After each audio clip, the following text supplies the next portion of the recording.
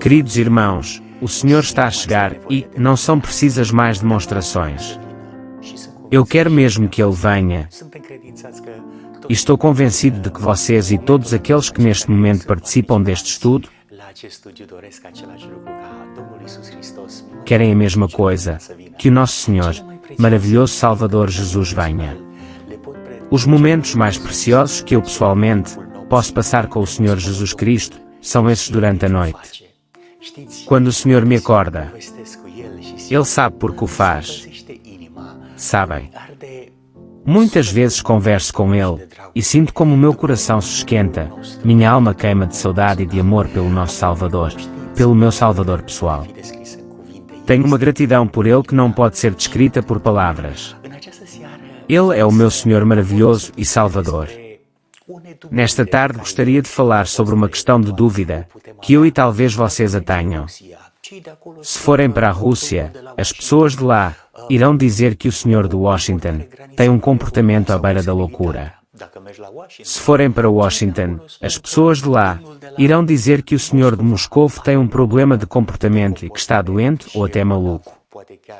E assim, desta maneira as pessoas chegam a ter uma conclusão. Exatamente aquilo que antecipava o grande Eclesiastes. Depois das suas grandes falhas espirituais na vida. Sabem que estou falando de Salomão. Mais tarde na sua vida, Salomão em Eclesiastes diz: há outro mal que vi debaixo do sol, um erro cometido pelos que governam. Tolos são postos em cargos elevados, enquanto ricos ocupam cargos inferiores. Tenho visto servos andando a cavalo e príncipes andando a pé, como servos. Meus queridos amigos, esta é um tipo de profecia, se quisermos dizer assim, ou a antecipação dos eventos que iriam acontecer. Será que chegamos num tempo tão perto do fim, quando os loucos conduzem o mundo? Enquanto que os ricos em caráter, em vida, pessoas ricas em integridade não têm lugar na corrida deste mundo. Eles desaparecem devagar. As pessoas nobres não se veem, mas se sentem. A presença deles na sociedade pode ser sentida, o seu comportamento é benéfico para a sociedade, a sua influência para o bem também é sentida pelos outros. Uma pessoa nobre será sempre nobre mesmo que ninguém o veja. Sabem, o modernismo poderia etiquetar esta declaração de Salomão como sendo uma teoria estranha, ou mesmo uma teoria da conspiração, que não se reencontra na realidade da sociedade moderna. O que sabemos oficialmente é que estamos mesmo ao contrário.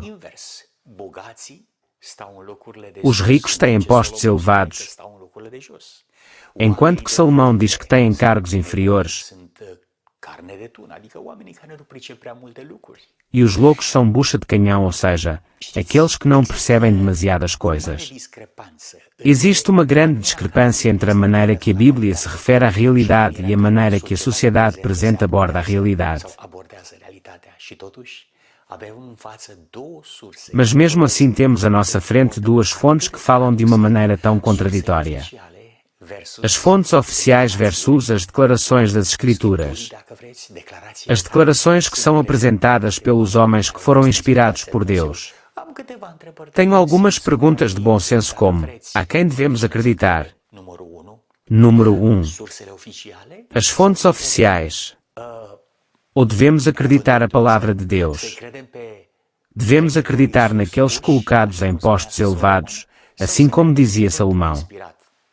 Ou devemos acreditar a palavra inspirada que Salomão apresenta? Salomão diz que os loucos ou a loucura é colocada nos homens que conduzem, que têm cargos elevados.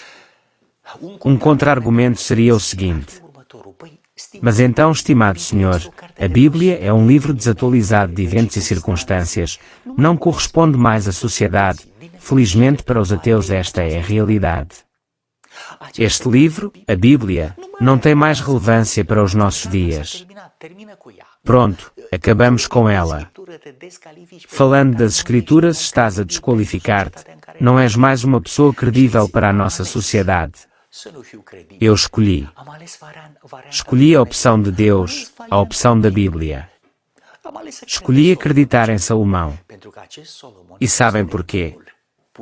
Porque este Salomão foi o louco colocado num posto elevado. Não chegou a ser louco imediatamente, mas gradualmente, afastando-se de Deus e devido aos erros cometidos. Ele fala amargamente e com lamentos sinceros sobre os seus deslizes espirituais. Não há nada mais credível do que ouvir o testemunho de uma pessoa que esteve dentro do sistema. E não um qualquer, mas o número 1 do sistema, Salomão. Em Eclesiastes capítulo 1 diz: Eu, eclesiástico pregador, fui rei sobre Israel em Jerusalém. Mas cansei de ser rei e renunciei. Custa muito ser um ditador, não é? Ele, Salomão, escolheu ser um pregador e deixou que Jesus fosse o rei do seu coração. A experiência de Salomão nos demonstra que não podemos ser rei e ao mesmo tempo pregadores do Evangelho, ou missionários. Quando Salomão falava como um rei, quando Salomão andava pela multidão como um rei, o Senhor Jesus era o missionário que batia ao coração de Salomão. Ele, Jesus, o missionário que dizia: Deixa-me entrar. Quando Salomão abriu a porta a Jesus, ocorreu uma mudança de lugares, de estratégia. Jesus entrou dentro e ocupou o trono do coração como rei de Salomão. E Salomão saiu fora pregando o Evangelho e falando sobre este rei do seu coração. Que bonito! Deus é maravilhoso. Salomão é a pessoa que fala da sua experiência. E por isso é tão credível. Sabem, um pensamento muito importante. Custa muito e é muito cansativo te comportares, falares, cresceres e viveres sempre como um rei. Parece mesmo que foi um homem sábio, a ciência sobre a natureza, a ciência sobre a vida, sobre a arte, a arquitetura, visão poética, a linguagem super elevada, o talento da oratória, a voz melódica que Salomão tinha, até mesmo, a natureza o ajudava. O aspecto exterior.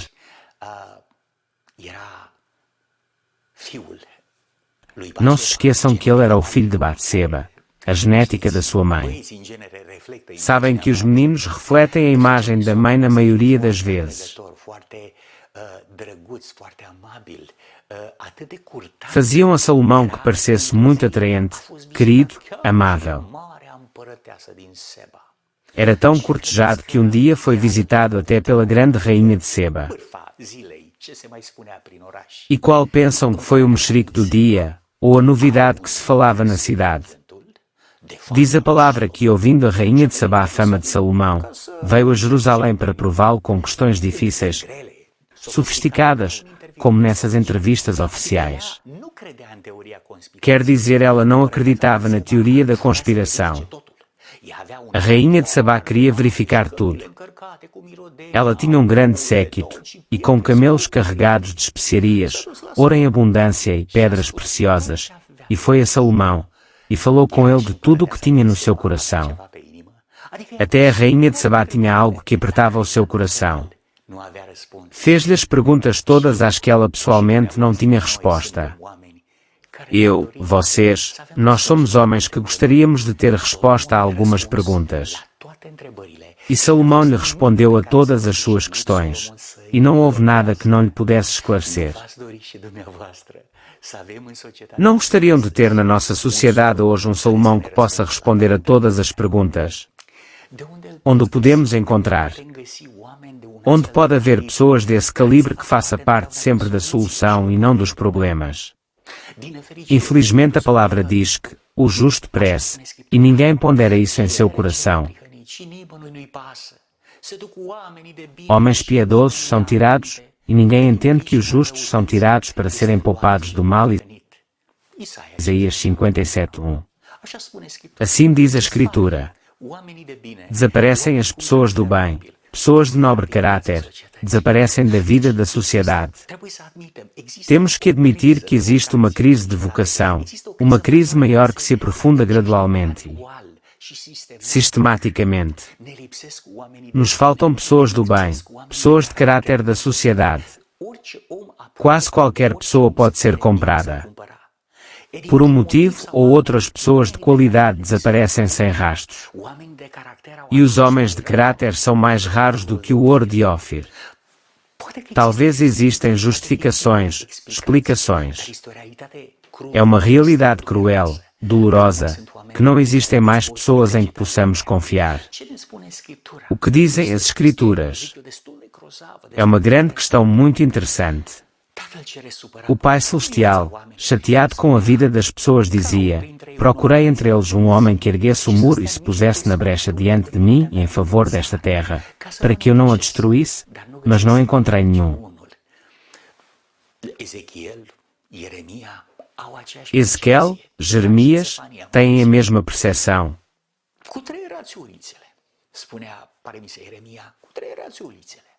Até mesmo mais tarde, Sofonias. Dai voltas às ruas de Jerusalém, e vede agora, e informai-vos, e buscai pelas suas praças, a ver se achais alguém, ou se é homem que pratique a justiça ou buscar a verdade, e eu lhe perdoarei. Sim, se encontrarem uma pessoa de qualidade, perdoarei a Jerusalém, diz o Senhor Jesus. Foi um desafio do nosso Pai Celestial, para mostrar o grau de apostasia de um povo que tinha as Escrituras nas mãos. E é de ser que, naquele tempo, esquadrinharei a Jerusalém com lanternas, e castigarei os homens que se espeçam como a borra do vinho, que dizem no seu coração: o Senhor não faz o bem nem faz o mal, quer dizer, ou não está interessado ou não existe. Como assim não faz o bem nem o mal? Quer dizer, ignora a tua presença. Assim diz em Sofonias capítulo 1, versículo 12.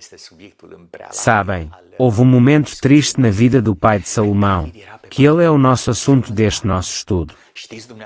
Quando David estava no seu leito de morte, amassado, sabem vocês porquê? Tinha motivos, pelas falhas dolorosas da sua vida. Ele chama o seu filho Salomão, e tenta convencê-lo para que não faça aquilo que ele fez. E com uma voz que quase se apagava, aproximaram-se os dias da morte de Davi, e deu ele ordem a Salomão, seu filho, dizendo: eu vou pelo caminho de toda a terra, esforça-te, pois, e sê homem. Esta é a declaração que David estava no seu leito de morte. Sabem vocês, sobre este tipo de pessoas estamos falando. Homens com letra grande. David foi homem, mas também foi besta.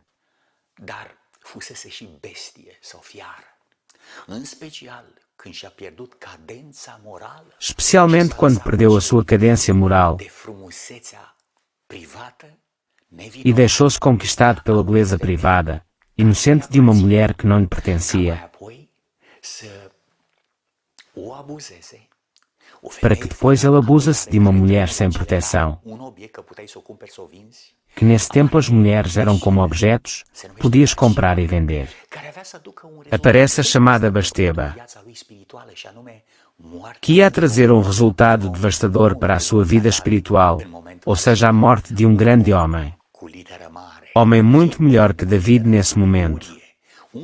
Um homem com letra grande. Urias, um dos mais fiéis generais do seu exército. Certamente que David foi perdoado por Deus, mas no seu leito de morte descobrimos que David não se podia perdoar a si próprio. Agora, com estes pensamentos, com estes lamentos, tinha a necessidade de voltar no tempo. Lamentos profundos o amassavam. O medo de que o seu filho Salomão iria herdar as suas inclinações o aterrorizava. David sabia muito bem que se uma pessoa se afasta de Deus, colapsa. Num ato de dor e desespero escondido, David aconselha a seu filho, escolhido para o trono, não é? Salomão, em palavras que ficaram monumentais. Palavras que hoje traduzíamos mais ou menos assim: ó, Salomão, não faças como eu. Nunca aceites em transformar-te em besta, não abandones o estatuto de grande homem. Esforça-te, pois, na palavra, e sê homem. Mais tarde Salomão, por um certo tempo, Salomão seguiu o conselho do seu pai, mas depois Salomão chega a fazer muito pior, chega muito mais longe que seu pai. O nome de Salomão, que significa paz, Shalom, tinha que chegar a ser uma utopia ou um grande paradoxo, em grande discrepância com a vida que tinha Salomão. Paz, longe de Deus. Um homem que se chamava Paz. Era uma guerra total, na alma, no coração e na mente. Vamos voltar ao texto bíblico. A rainha de Sebá viu a sabedoria de Salomão, era extraordinária. Como assim viu a sabedoria de Salomão? Se consegue ver a mente de uma pessoa, não se consegue ver a não. Ser aquilo que Salomão tinha realizado, ou seja, o gênio da arquitetura, na sua visão de construir uma cidade apenas para um reino como o dele. A rainha de Sebá vê a sabedoria de Salomão refletida em aquilo que se conseguia ver, e a casa que edificara, e as iguarias da sua mesa, o assentar dos seus servos, o estar dos seus criados, e as vestes deles, e os seus copeiros e as vestes deles, e a sua subida pela qual ele chegava à casa do Senhor. Esta mulher, espantada, a rainha de Sebá disse ao rei: era verdade a palavra que ouvi na minha terra acerca dos teus feitos e da tua sabedoria. Porém não cria naquelas palavras, até que vim, e meus olhos o viram, e eis que não me disseram metade da grandeza da tua sabedoria, sobrepujaste a fama que ouvi. Bem-aventurados os teus homens, e bem-aventurados estes teus servos, que estão sempre diante de ti, e ouvem a tua sabedoria. Bendito seja o Senhor teu Deus, que se agradou de ti para te colocar no seu trono como rei para o Senhor teu Deus, porque teu Deus ama a Israel, para estabelecê-lo perpetuamente, por isso te constituiu rei sobre eles para fazer juízo e justiça. Conseguem observar? A sabedoria de Salomão era uma divina. Não se afastava de dizer que ama a Deus. Porque o teu Deus te ama, dizia ela. E ama também a Israel e quer fazer para que permaneça para sempre de pé. Por isso te colocou o rei sobre eles, para fazer juízo e justiça. Os anos passaram, e a rainha de Sebá foi para sua casa. E Salomão levou a Israel para a maior apostasia que eles alguma vez conheceram. Em tudo que Salomão evidenciou, sempre evidenciava o autor da ciência, da sabedoria, que era Deus. Tanto tempo em que Deus foi honrado na vida de Salomão, nas suas palavras. Tanto tempo em que Salomão reconhecia que tudo vem de Deus. Este menino maravilha, Paz Salomão, iria permanecer o filho de Deus. Mas quando Salomão deixou os caminhos do Senhor, infelizmente amigos, a ciência, o sucesso, tudo o que ele tinha realizado, todas as coisas ele atribuiu a si próprio. Aí Salomão derrapou da fé, da sua relação com Deus e se transformou em ateu. Enlouqueceu dizendo mais tarde, o louco, no seu coração que não existe Deus. Salomão, um homem realmente convertido, como um tirado do fogo, não hesita em reconhecer que errou, e apresenta publicamente os seus pecados. Por isso, em Eclesiastes, o período de conversão final de Salomão, naquele momento de dor, ele declara que é outro mal que vi debaixo do sol, um erro cometido pelos que governam, quer dizer que vem dele tolos, um tolo como eu, são postos em cargos elevados, enquanto ricos, essas pessoas de caráter, ocupam cargos inferiores. Tenho visto servos andando a cavalo, e príncipes andando a pé, como servos. Salomão ele conseguia ver com olhos proféticos o nosso tempo. Quando a sabedoria do homem se transforma em loucura, quando o homem fica embriagado de fama, fica embriagado de si próprio, com a extravagância do eu pessoal, o homem se transforma em ateu. O único Deus, reconhecido atualmente pela ciência, é a presunção e o orgulho do homem. Uma declaração de um homem cientista americano dizia: "O momento crítico para a história da humanidade será aquele momento em que o homem conclui que o único Deus é Ele próprio." Esse é o ponto de viragem da humanidade.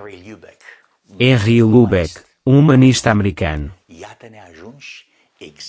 Aqui chegamos exatamente num ponto de viragem da história da humanidade.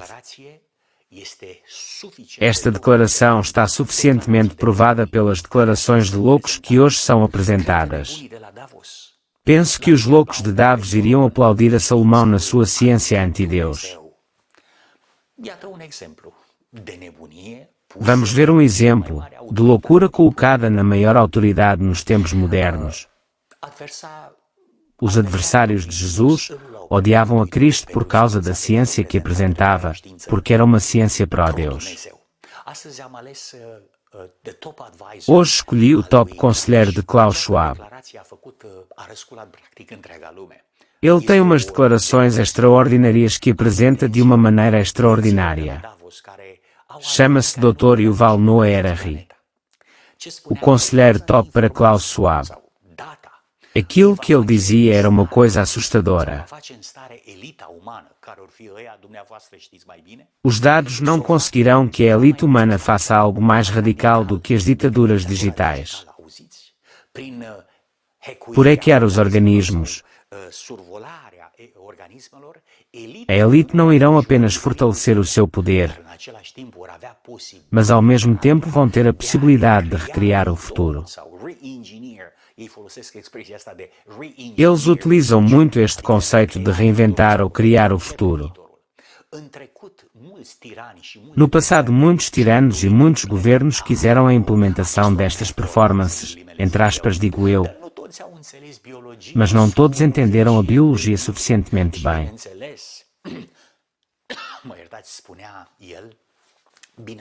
E dizia ele que, para além dessa falta de conhecimento,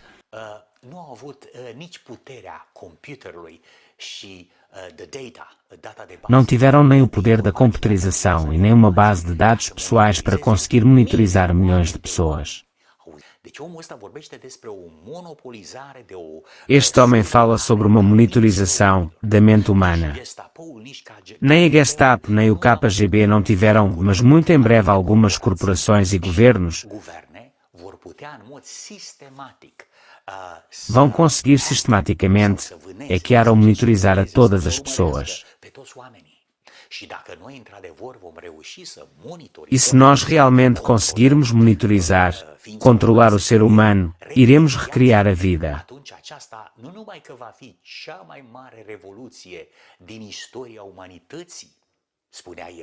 Esta não será apenas a maior revolução da história da humanidade, mas será também a maior revolução mesmo desde o começo da vida na Terra, há 4 bilhões de anos, diz ele. Nestes 4 bilhões de anos, nada impressionante ou fundamental não aconteceu. Dizia ele que a evolução, tudo ocorreu como deveria ser. A ciência substitui o evolucionismo através da seleção natural. Atenção que a seleção natural era o princípio base da filosofia pela qual Hitler começou a guerra. A seleção natural substitui a evolução pelos meios do design inteligente, e dizia ele, não me estou referindo à inteligência de um design inteligente, a algum tipo de Deus acima das nuvens, mas a um design inteligente que é feito por nós. Conseguem entender?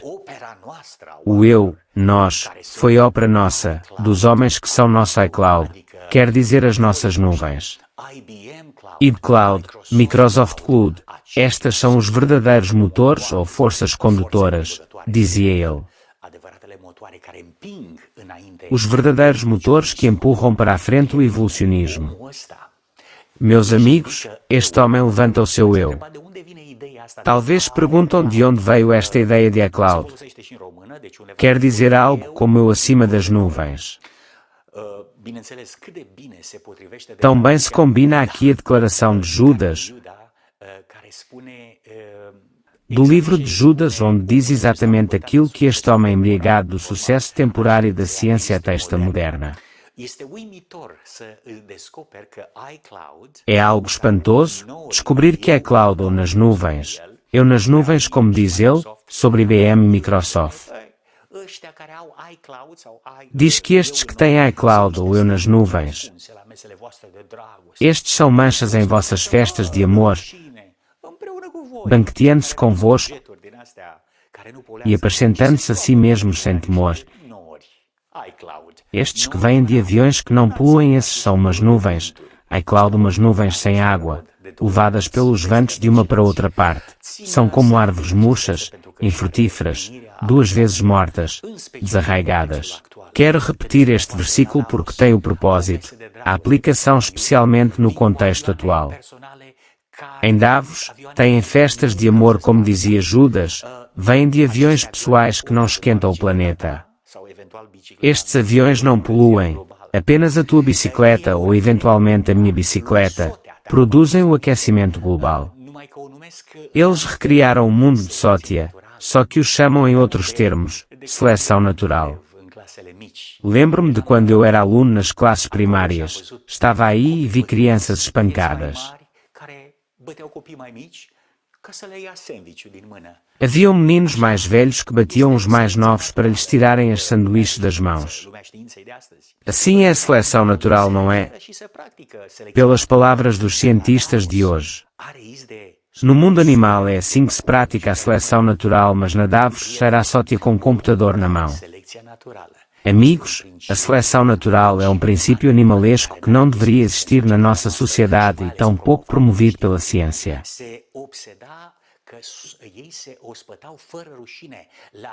Dizia o versículo que eles apacentavam-se sem temor às suas mesas, estes ricos que não se cansavam de bater os cotovelos em estilo evolucionista para chegar a ser um sótia dos contos.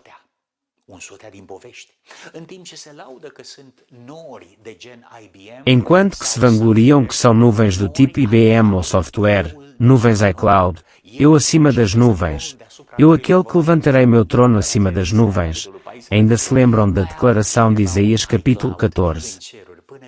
Houve alguém que também teve um iCloud no céu até que caiu de acima das nuvens para debaixo das nuvens. Amigos, neste discurso, e não só, estes homens blasfemaram ao Deus dos céus. De uma forma grosseira, o Sr. Klaus Schwab dizia que esta nova revolução nos transforma se formos expostos. Atenção, vou citar o termo muito interessante. Klaus Schwab dizia que nós seremos transformados se aceitarmos ou seremos expostos a uma edição genética. Ouviram? Edição genética, ou seja, não vamos conseguir experimentar a edição genética, a nossa transformação apenas se formos expostos a uma modificação genética. Este foi o motivo pelo qual Deus anulou o contrato de aluguer do planeta. Alguns anos atrás, se lembram do dilúvio, pessoas antes do dilúvio tocaram no ADN humano, fizeram modificações nas genes humanas. Deus disse, meus queridos, até aqui. E então Deus interveio. Provavelmente eles também tiveram o seu Davos, pessoas com uma inteligência magnífica muito maior que a inteligência daqueles que estão hoje entre nós. Mas voltando para Salomão, a loucura colocada em cargos elevados. Sabem? Tiveram exemplos. Exemplo concreto do homem que blasfema a Deus em nome da ciência. Este homem, doutor, disse esta blasfema, a mesma blasfema que Nabucodonosor disse. Ele também tinha o seu iCloud, não é? Ele também tinha um iCloud, eu nuvem, eu acima das nuvens, eu nas nuvens. Foi para o alto do seu castelo e disse, será que não é esta a Babilônia que eu construí com a minha força? Com a minha inteligência extraordinária que eu tenho. Meus queridos, cada geração faz a mesma loucura. Não será que é este o meu IBM, não é este o meu software? E nesse momento, ficou sem raciocínio, amigos. 7 anos de purificação do sangue, comendo aquilo que Deus disse em Gênesis 1:29. Já viram, Nabucodonosor respeitar o princípio de novo começo. Erva como os animais para limpar seu sangue da comida chinesa. Sabem, na China come-se de tudo aquilo que voa, tirando helicópteros e aviões. As pessoas muitas vezes, conseguimos ver em vídeos, comem carne de animais vivos. Peixe vivo, rãs vivas, cérebro de macaco enquanto ele ainda está vivo. É assustador, nem quero continuar com a lista, que vamos perder o apetite. Mas penso que Deus mandou aos 7 doutores neste projeto, novo começo, para ajudar a Nabucodonosor a curar a sua mente. E o primeiro doutor era a nutrição. Vamos, Nabucodonosor, come relva como os animais. A nutrição é correta, não é? Exercício. Ou movimento, a água é um outro médico. Água da chuva em caso de um Nabucodonosor. Exposição ao sol. Temperança, ar puro e todas as outras coisas. Amigos, 7 anos Nabucodonosor foi exposto aos 7 médicos da natureza que Deus deixou para a cura das pessoas. O novo começo é o método de Deus para nos limpar a mente e o sangue das toxinas assimiladas querendo ou não querendo no nosso mundo envenenado. Sabem quando vão comprar algo das prateleiras, têm tantos ES que nem conseguimos ler. E aqueles de Davos têm uma nova reinicialização, também um tipo de novo começo, mas é um alarme falso. São tão enganados. Sinceramente lamento muito.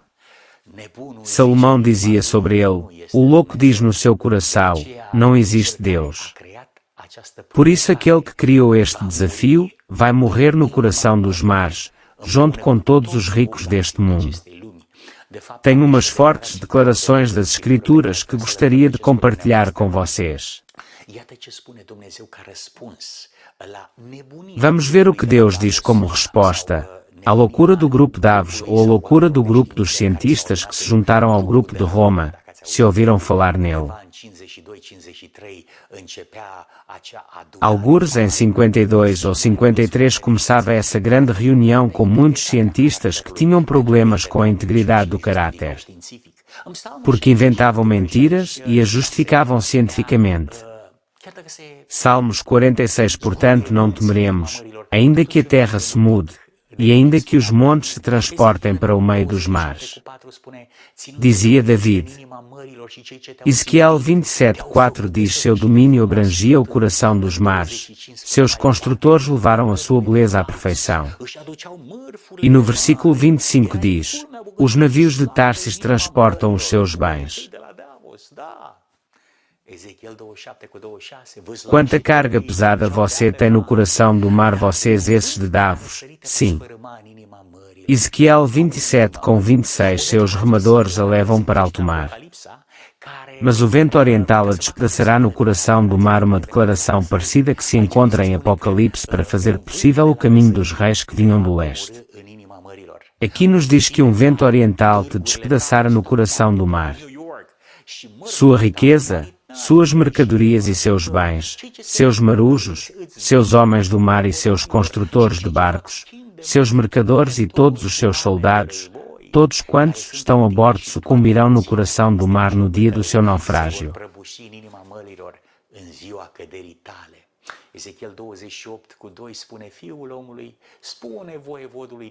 Ezequiel 28:2 diz: Filho do homem, diga ao governante de Tiro, assim diz o soberano, o Senhor, no orgulho do seu coração você diz, sou um Deus, sento-me no trono de um Deus no coração dos mares.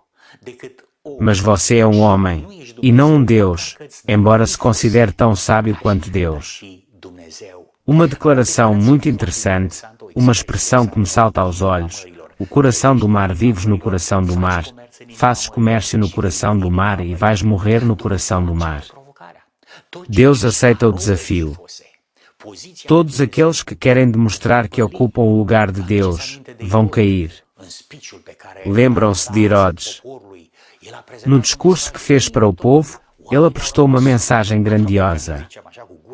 As pessoas ficaram de boca aberta e finalmente disseram, depois do seu discurso, voz de Deus, não voz de homem.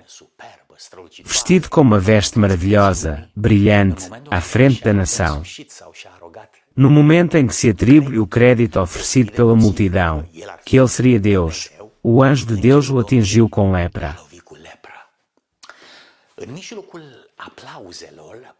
No meio dos aplausos, cheio de dor, vergonha e outras frustrações, saiu do meio da multidão atingido com lepra e mais tarde acho que morreu em tormentos amargos. Homens muito atrevidos, não se metam com Deus.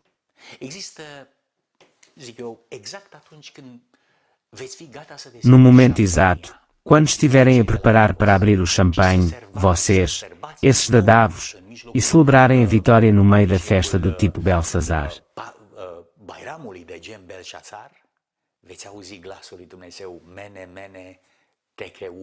Então irão ouvir a voz de Deus. Foste pesado na balança e achado em falta. Irão morrer, vocês dadavos junto com todos os outros, no coração do mar, quer dizer no coração do mundo. O coração dos mares, que é o símbolo do coração do mundo. O mar representa nações, povos. Deus assim diz, vão morrer no coração do mundo que vocês querem governar. Amigos, o governo da loucura, as distinções que recebe e oferece ao mesmo tempo, estes malucos, que eu não os posso chamar de outra forma, colocados em cargos elevados, assim como Salomão dizia, vão morrer no coração dos mares ou no coração do mundo. E o seu ouro e prata, irá ser utilizado para enfeitar as grotas de Wuhan onde vivem os morcegos. No escuro da incredulidade do império do dragão comunista chinês, não é? Assim que, o ouro e essa prata, vão para algum lugar. Mas ninguém irá usufruir dele. O ouro de maior qualidade é aquele ouro purificado pelo fogo, que é a fé, não é? Jesus Cristo, nosso maravilhoso Salvador, meus amigos, está a chegar e estamos contentes que Ele vem. Aqueles que têm fé em Deus não devem ter medo daquilo que os homens temem sem Deus. Possamos dizer também junto do grande profeta João. E aquele que ouve a palavra que diga, vem Senhor Jesus. Amigos, o Senhor é contra os orgulhosos, mas aos humildes lhes dá graça. Conseguem ver, este é o segredo. Aqui está a seleção, aqui está a escolha. A minha e a tua, não é seleção natural. Esta é uma seleção baseada numa inteligência. Deus é contra os orgulhosos, mas aos humildes lhes dá graça. Deus não está contra ti se não fores orgulhoso. Sim, Deus não é contra mim se eu não sou orgulhoso. Ele dá graça ao humilde que tem uma modesta opinião sobre si mesmo. A parte má, meus amigos, é que nós podemos ser orgulhosos e não ter a menor ideia disso. O que se quer agora é o roubo do milénio. A despropriedade ou a coletivização do planeta. É o maior canhão dado alguma vez. É o roubo do milénio. Os ricos irão tirar tudo. Pelo menos é isso que o Sr. Schwab sonha no seu livro, que apareceu em julho de 2020, se não me engano. Um alemão com cabeça marxista, que provavelmente escreveu o livro pouco tempo antes de que esta pandemia aparecesse. Parece que o homem estava muito bem preparado. Se Deus lhes permitir, irão tirar-nos tudo. Tudo aquilo que quiserem, mas para que não morram com o ouro entre os dentes, assim como morrerem aqueles que cobiçaram no vale de Quibrot. Lembram-se as sepulturas da ambição em tradução. Morreram com a carne nos dentes. E aquilo que hoje vemos são apenas repetições, meus amigos, das sínteses da estupidez humana, que se repete quase com cada geração. que realmente se entregam às suas refeições de amor. Judas os caracterizou tão bem, no livro de Apocalipse, a estes oligarcas do mundo, que são capazes de entregar a morte a todos. Apenas que governassem eles um pouco este planeta. O Senhor Jesus virá em breve. Aquilo que aconteceu em 2020 é irreversível e levará ao final dos acontecimentos que irão forçar o final da história deste mundo. E que Deus tenha piedade de nós, porque sinceramente tenho saudades de casa e quero muito chegar ali, no mar de cristal, onde vou poder sorrir, falar. Vou poder olhar nos olhos de Jesus sem ter algum processo na consciência. Meus queridos amigos, de certeza que não está fácil. Eu também vi as filas para a gasolina, vi o estresse emocional, trauma, o medo, pânico que as pessoas vivem. Mas também vi o que sentiram juntos, as pessoas modestas do país que deram o último pedaço de pão que tinham na mesa para os nossos vizinhos da Ucrânia. Uns julgam este país da perspectiva histórica, outros dizem: oh, mas será que vale a pena ou não? Outros falam mal da outra parte. Outros ignoram. Mas quero-vos dizer, esta geração de pessoas não tem culpa nenhuma. Assim que temos de amar as pessoas ao nosso redor de maneira incondicional, porque assim faria Jesus. Aquilo que queres que te façam a ti, faz tu. Esta é a regra de ouro para cada cidadão desta terra. Que o nosso Pai Celestial nos abençoe nesta tarde. Que nos dê paz, sabedoria, carinho, ternura, empatia para as pessoas que sofrem. Mas que depois destas coisas nos possamos lembrar do grande Salomão, em Eclesiastes 1 versículo 12. Eu o pregador, eu o missionário fui, dizia Salomão, fui rei, mas sabem, fiquei cansado. Fui rei sobre Israel em Jerusalém, mas agora sou pregador, sou o servo de Deus. E Salomão, quem é o teu rei? O meu rei é Jesus. Jesus bateu anos à porta do meu coração e o deixei fora, mas um dia disse: meu Deus, não quero mais. Não quero mais ser rei, custa demasiado, é demasiado cansativo. Quero ser um homem simples. Quero que tu, meu Senhor Jesus, sejas o meu rei. Quero que eu seja teu servo. E essa lição de moral que um homem vencido nos ofereceu, é a coisa mais bonita que nos podia acontecer a nós. Também passei por esse caminho de Damasco e aprendi o que significa deixar a Jesus no coração. Muitas vezes nós, como pastores, condutores da religião cristã, não é? Acionamos, falamos, vivemos, andamos, levantamos a voz como uns reis e Jesus Cristo fica batendo a porta do nosso coração. Mas no momento em que se produz uma conversão autêntica, sincera, que queremos no nosso coração, aí, meus queridos amigos, Jesus entra e faz uma troca. Ele se senta no trono do nosso coração. Ele fica o rei do nosso coração e alma, mas nós saímos e pregamos sobre este Jesus maravilhoso, extraordinário, sem termos de comparação. O vamos apresentar às pessoas com o sorriso nos lábios, e as pessoas vão sentir que existe em ti uma bateria celestial. Que existe em ti uma positividade. Existe em ti aquele sorriso que faz acreditar nessa solução sobre a que estás a falar para o nosso mundo.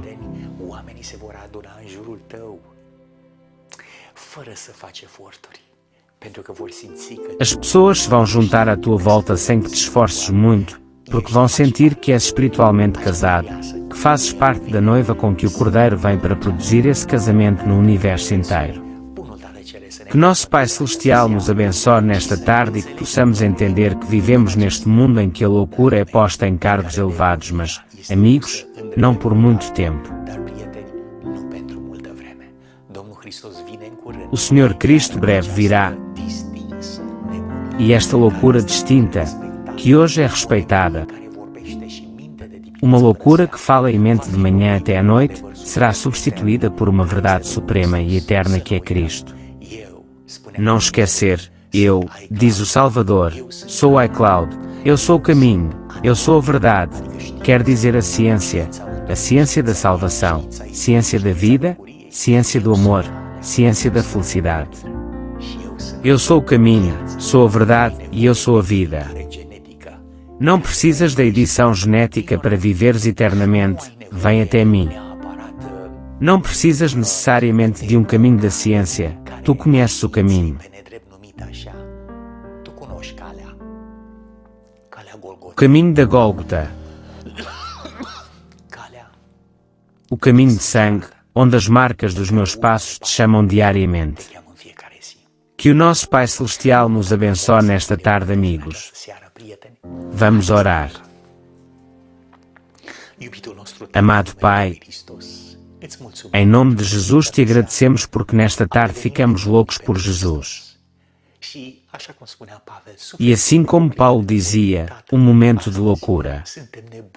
Pai, hoje somos loucos de amor e saudade por Ti e Teu Filho Jesus Cristo. Abençoa os nossos irmãos. Abençoa os nossos amigos. Abençoa os nossos ouvintes, a todos que estão no caminho das ondas e vivem com medo, incertidão devido à guerra. Protege o nosso país. Protege a inteira região. Oramos pelas mães e pais que choram por seus filhos que foram para o campo de guerra.